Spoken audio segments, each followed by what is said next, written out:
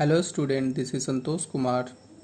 Today we are going to study history from class 8 chapter 2, which is from trade to territory. In this video we are going to revise our last topic from this chapter, that is setting up a new administration. Warren Hastings, who was the first Governor General of India from 1773 to 1785, he played a significant role in expansion of company power.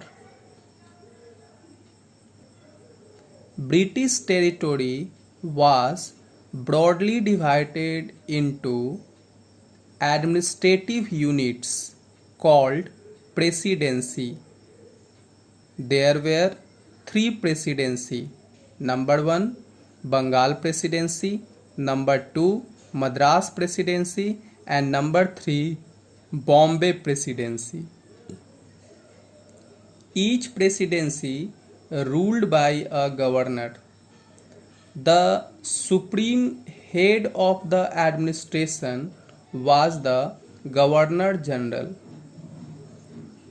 Warren Hastings introduced several administrative reforms, but two reforms were very important. Number 1 is in the sphere of justice, and number 2 is in the sphere of army. Now, one question arises, what is the meaning of the sphere of justice? From 1772, new system of justice was established. According to this system, each district have two courts. Number 1 is criminal court, which is also called Faujdari Adalat, under Qazi and a Mufti.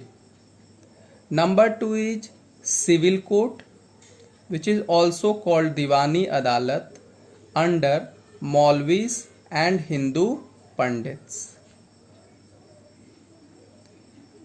Now, one question arises, was everything so easy going with this system?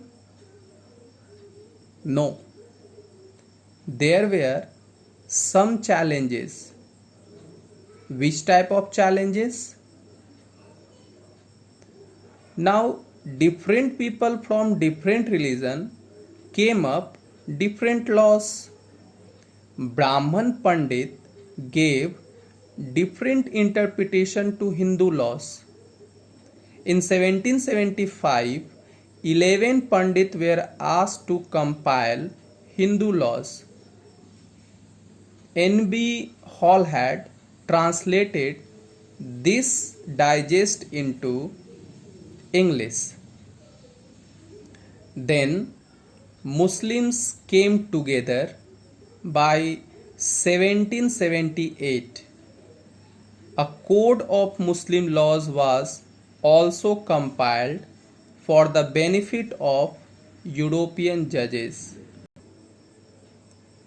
According to the Regulating Act of 1773, a new Supreme Court was established at Calcutta and also Court of Appeal. The Sadar Nijamat Adalat, which was criminal court, established at Calcutta. Indian district had collector whose role was to collect revenue and maintain laws and order in his district with the help of judges, police officers and darogas. Our next topic is the company army. The power of the colonial administration rested on its military strength. Now one question arises, how they gather strength for the military. We know that in our country before Britishers it was Mughal who ruled in India. Therefore, first of all, we will try to understand how army during Mughal period of time. In the Mughal army, there were two types of soldiers. Number one is cavalry soldiers. Cavalry also called Sawars, which means trained soldier on horseback. And number two is infantry. Infantry also called foot soldier or paddle soldier. They were given training in archery, means tirandaji, and the use of the sword. In the Mughal period of time, cavalry dominated the army and infantry did not play a major role.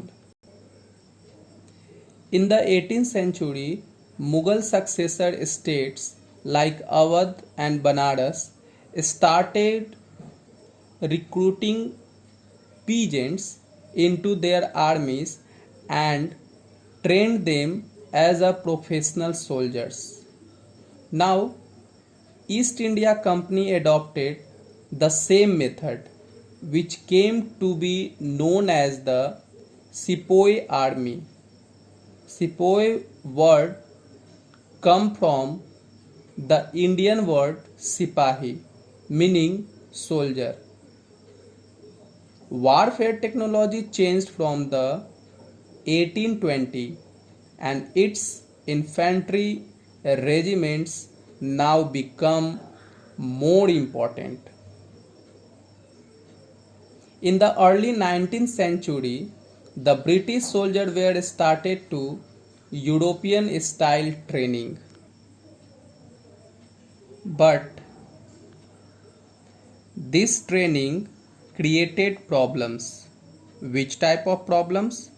Problems regarding caste and community feelings. Britishers said that there is no caste and creed. Just think that we are your masters, just work for us. And this is the main cause of the revolt of 1857. Now, conclusion. Thus, we can come to the conclusion as per the title that a company that entered India in order to trade finally gained power over the territories of India and became the ruler of our country. Thank you.